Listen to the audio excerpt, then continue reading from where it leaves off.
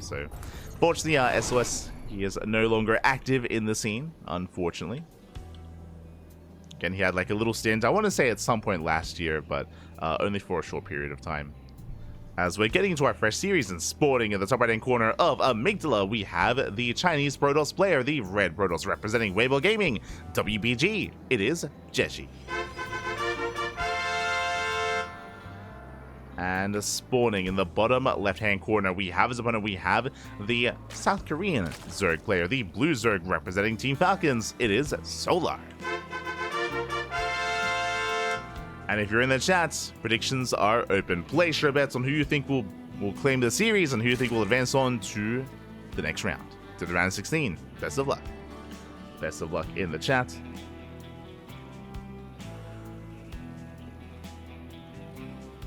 SOS is currently serving in the military. There you go. There you go. I know that SOS, he like retired and people thought he went to the military and then he didn't. He just, he just retired, then he came back.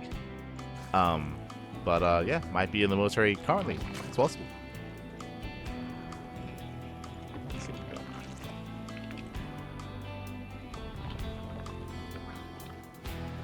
Let us see.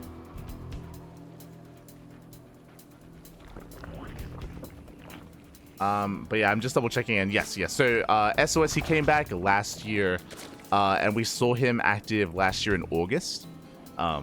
But I don't think we have official word that he did go to the military. So if you're in the chat and maybe if you're like active in like the Korean message boards or something, then maybe there was something said there. But I don't think we have official word that he's gone to the military. Because last we saw him was last year. So hard to say. For now though, we're going to be settling in.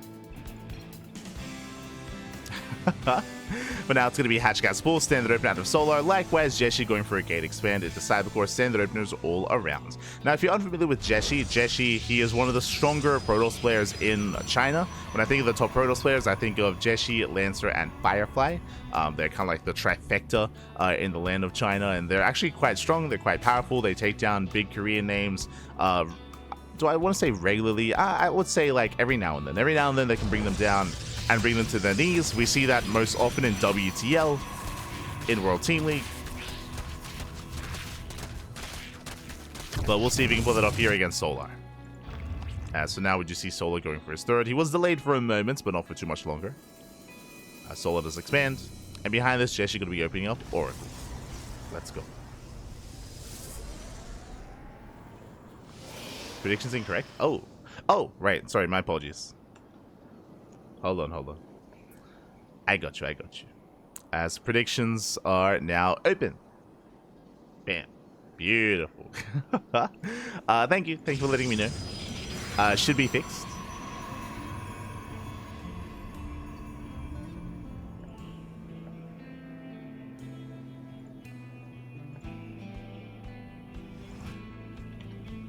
As we do have our setup here, JieShi going to be opening up with an Oracle. Did start a Void Ray for a moment, but is now going Oracle. Oh wait, no, yeah. Void Ray did arrive. So Void Ray first into the Oracle. Now, when you go for a Void Ray opener like this, the goal is typically to deny vision, deny scouting from the Zerg opponent. And behind this, you can go for hidden tech. And there it is, Twilight Council. Let's go, Twilight Council. As the expansion gets placed, this feels like Glaive Adepts. This feels like a Glaive Adept follow-up here. And the hope is that it's hidden, of course, from the Zerg, from Solar, due to the Void Ray. Ooh, never mind. That's an early Forge. Huh. Okay, JieShi. He's cooking. Let him cook, Pappy. Let him cook. I'm actually uncertain as to what this is going to be. If there was no Forge, I would say Glaives. With the Forge, I'm leaning towards... Oh. Charge? This is crazy. This is wild. Is he going for a 2-ace charge all-in with a fake third? That's kind of what I'm leaning towards. We'll see if he takes any extra gases here at the natural. He's going to be saturating his third base somewhat, at least with some probes, at least the mineral income. You see +1 is being chronoed to try to catch up with charge itself. And yeah, there's more gates on the way. He's getting able to 6 gateways already. Stasis goes up, but doesn't quite connect. Stasis is denied. Here we go, JieShi, he is going to be building up and getting ready for his charge time. You can see he's banking up his zealots here, further back in the natural, trying to keep them hidden, and his goal here is to try to catch Solo with his pants down. As he's building up those zealots, and he will soon pull the trigger. Back at home, Solo, what does he have to defend? Roach Warren is now done, just in time, so he has access to roaches. He scouts, he checks the third saturation, sees some probes, and will actually kill some. Ooh. This is getting a bit out of hand. 4 probes go down. Nice damage by Solar. And again, that's a lot of zealots. And JieShi, he's revealed.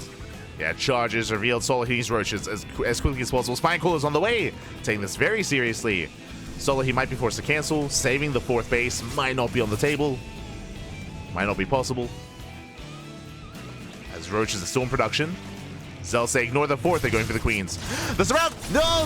They get a surround. Solar, he wasn't quite paying attention. Queens, they get caught out. Massive pickups. Yeah, the queens will fall. Nice start here for JieShi. Getting on top of the roaches. Spine Crawler's not done. Spine Crawler not quite done. Void Ray going ham. More zealots have arrived. Can he break through? Oh, it's close. Zealots are getting on top of the roaches. There's 4 roaches left. Getting up to 5. Boys are being pulled. Spine Crawler adding some DPS. The queens get surrounded, and the zealots, they wreak havoc. They break through. They shut down the queens. The roaches as well. They're getting to the mineral line. And we need more reinforcements. We need a little bit more. A handful more roaches. That will be enough. Trying to get on top of that Spine Crawler. Ravagers do survive. Zealots, they rally, and they kill the 4th, but the 4th doesn't matter. Keep going. Keep going, Bappy. As the 4th base does buy time. And Solar holds. It was a very, very tough hold, though, as Solar, he's down to 46 workers. He lost so many drones here at his 3rd. And JieShi's in a good position. He's ahead economically. He's up in the economy. He's taking into double road production, double immortal. And again, like this looked like initially was going to be a good hold here, but Solar got surrounded. The queens were left on their own. They got surrounded. And now Solar's all in. He's completely all in. One way or another, the game is about to end. Either Solar kills JieShi or he dies trying. Only 1 shield battery. Nice force fields. Only 1 shield battery. Immortal pops out. Observers on the way. We need more immortals. Void Ray doing what it can. Dodge the vials. But JieShi, he's not quite ready for this. The counterattack has arrived. He's getting into the immortal. Immortal is exposed. And Solar, with this all in, it looks like he might have too much. JieShi did well, but I wasn't quite ready for this. It was caught out. Rovers are being depowered. They're being camped.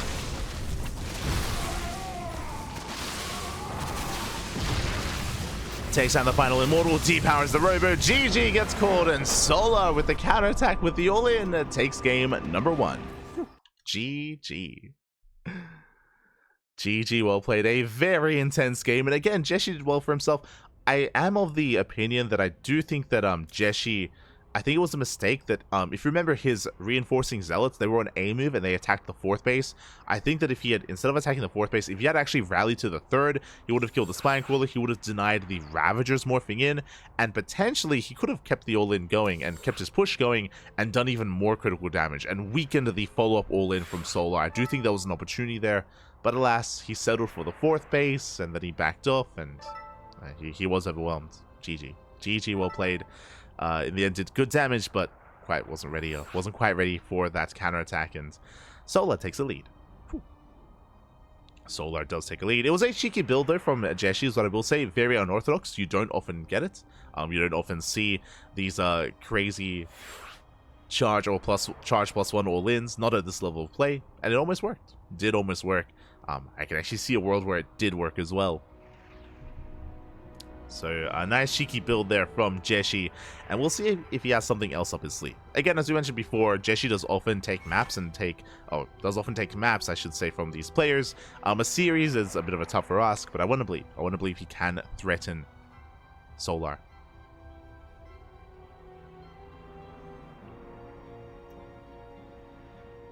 So we're getting ready for game number 2.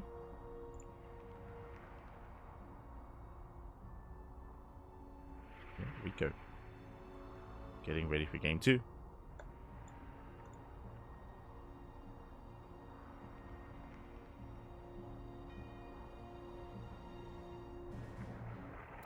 And game 2 is going to be on Neon Violet Square. Oh boy. It's going to be on the largest map in the map pool. Here's the largest map.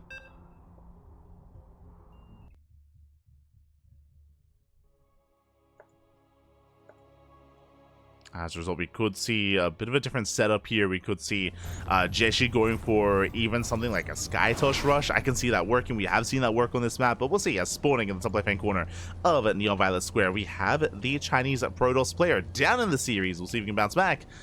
For Weibo Gaming, WBG, it is JieShi. And spawning in the bottom right-hand corner, we have...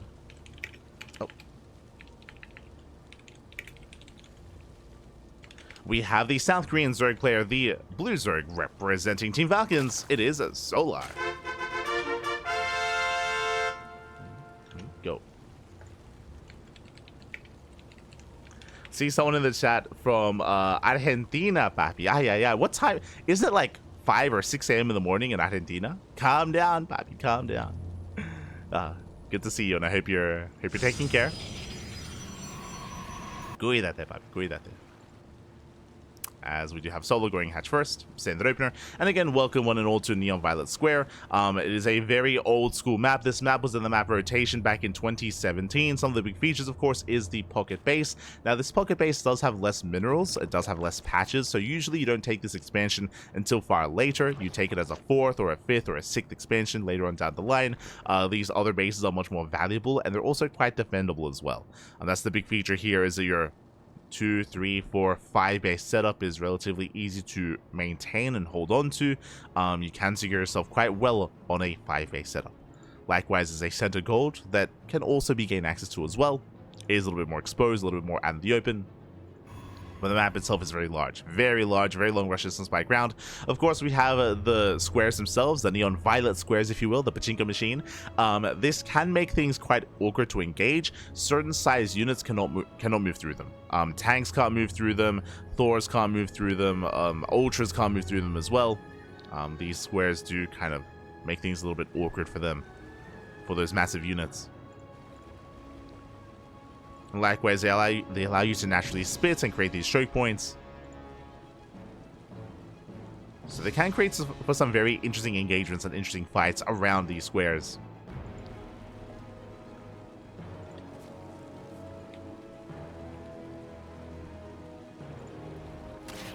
Until then, though, we are going to be settling in. We have our take of choice. It's going to be a Stargate opener for JieShi.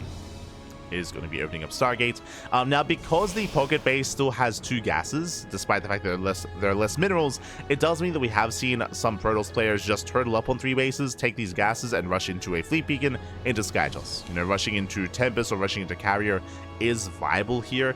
Likewise, because of these gases, for the same reason, we have seen Zerg players rush into Muta. We have seen quite a lot of Spire play and quite a lot of Muta play on this map as well. We'll see if either player does head in either of those directions.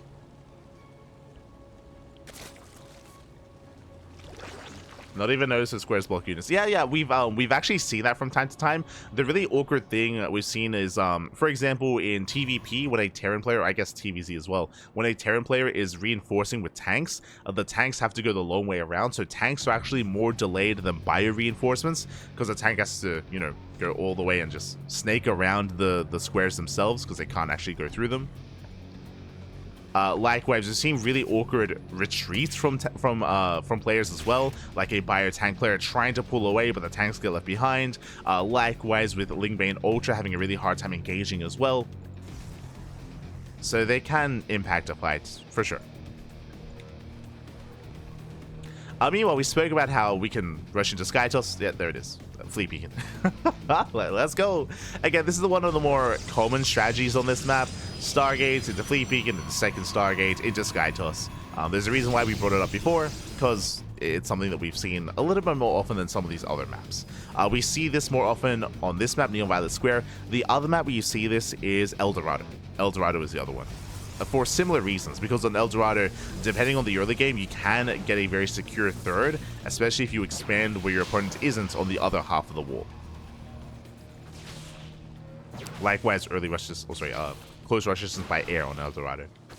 Meanwhile, Solar dipping in is going to be denied, but he does scouts. I believe Solar, yeah, he does get eyes on the fleet beacon. He saw everything he needs to back at home. Instant lair. Lair is on the way. Gases are being taken, getting ready for his Spire, getting ready for Corruptors or Hydras. Solar knows. And now the surprise factor is no longer there. No more surprise factor here for JieShi. Didn't open Void Ray either, so he couldn't hunt down and deny the Overlords. I mean, that's also why usually if you do open a fleet beacon like this, you want to open Void Ray to deny the scout. And the scout was not denied. There was no Void Ray. There was the Oracle instead. And Solar, he sees all. He knows all. You want Tectonic Destabilizers on the way. Let's go. That will increase the damage and actually do bonus damage to buildings now. Increase their structure damage. For Spores, for Hatcheries. Regarding the Tempest, I should emphasize. So Tempest, they can do that much more. Tempest are revealed. They're moving out across the map. And I imagine they're going to be threatening the main.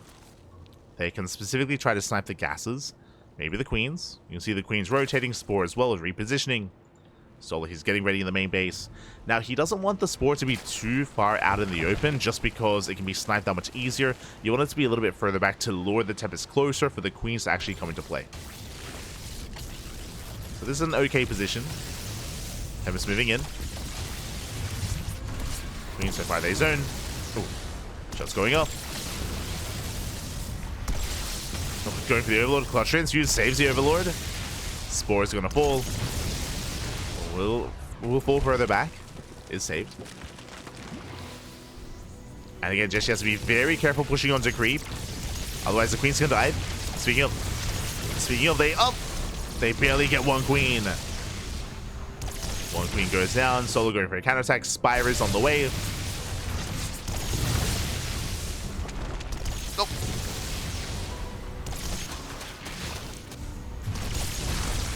Spore goes down. Lings attempting to break in, but there's a shield battery. JieShi safe and sound. He's secure, taking that pocket expansion.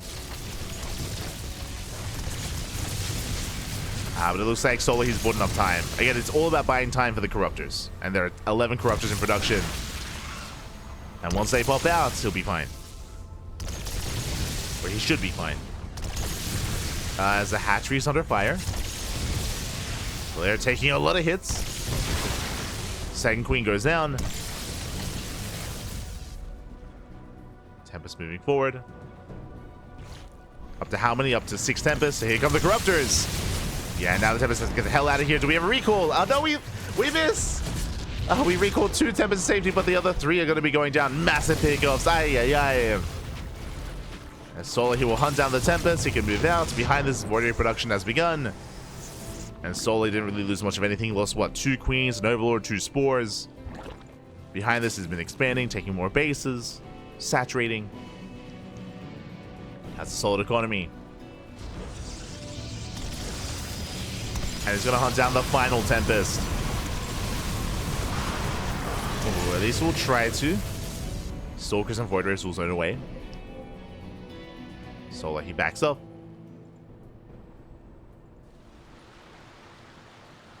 At the same time, he's up to 4 base saturation, 80 drones.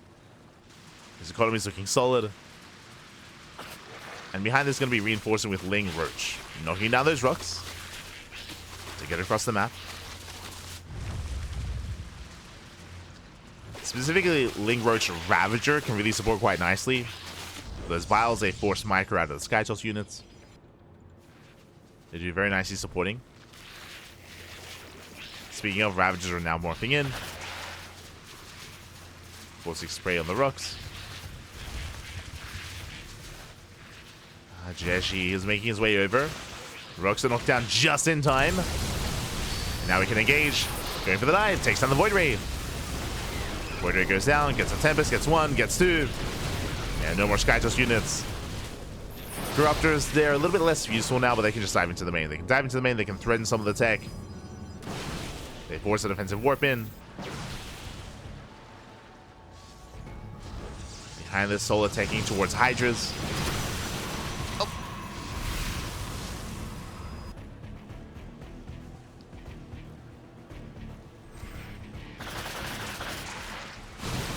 Hydras on the way. Caustic spray on the pocket base.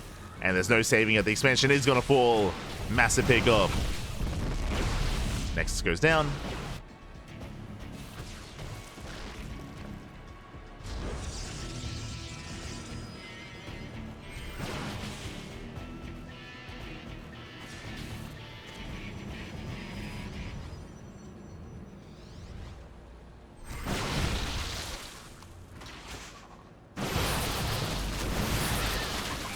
Solar is breaking through. Hydra's coming in to reinforce. Solar is more than happy to trade. Again, he's maxed out. He's maxed out at this point. He can throw some roaches away.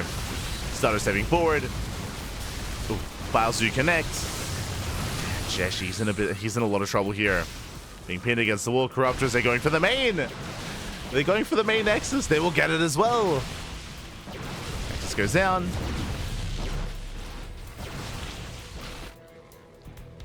Solar pulling back, bringing up supply.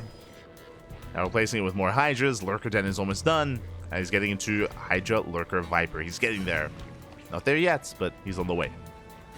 And JieShi's just stuck with Blinkstalker. Like, there's nothing else here. There's no Immortals, there's no Colossus, no Disruptor, no Storm, nothing. Purely a Gateway army. I mean, it wasn't meant to be. It was meant to be supporting a Skytos army, but, I mean, there's no Skytos. Not anymore. It's only Blinkstalker.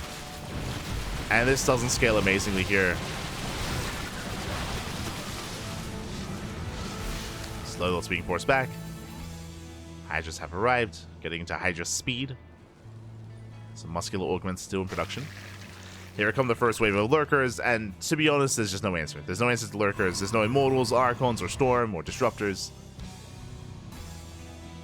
Once the Lurkers get within range, as long as there is support for the Lurkers, JieShi should be fine. Oh, sorry, Solar should be fine. JieShi will not be. He'll not be fine, pa. Ay, ay, ay. Oh. Nice time, though. He gets two. He gets two Lurkers. Oh, the surround!